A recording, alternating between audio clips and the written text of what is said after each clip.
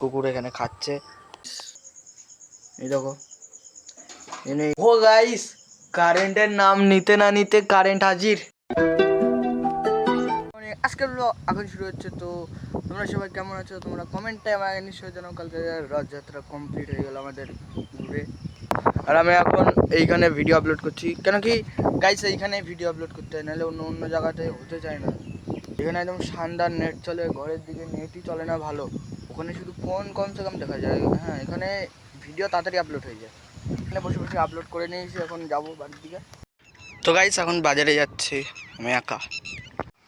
তো গাইস বাড়িতে এসেছি, আর এই যে মাছ এনেছি, আর এখানে কেটে কুটে রেখেছে, আর এর নিচে মাংস, এই যে মাংস আলু কাটা আছে, আর এখানে এই যে এটা মনে হয় রেখে দেবে এখন।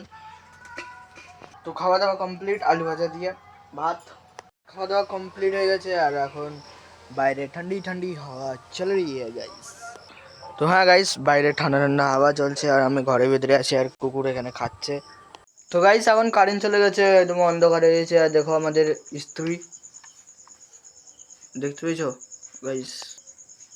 এই দেখো এনে সাদা ধাব্বাটা লেগে গেছে, এটা সরছে না। এই দেখো গাইস, তোলার চেষ্টা করছি কিন্তু তোলা পারছি না।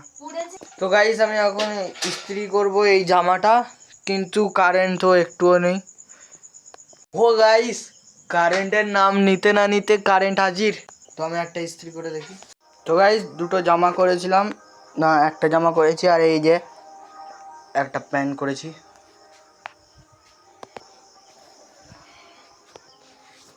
এবার এটা গুটিয়ে দিতে হবে। তো গাইস 6 দিন পর আবার ওখানে যেতে হবে, আবার উল্টো রথ। তোমাদের যদি ভিডিও ভালো লাগলে চ্যানেলকে সাবস্ক্রাইব আর লাইক করে দিও। Bye bye.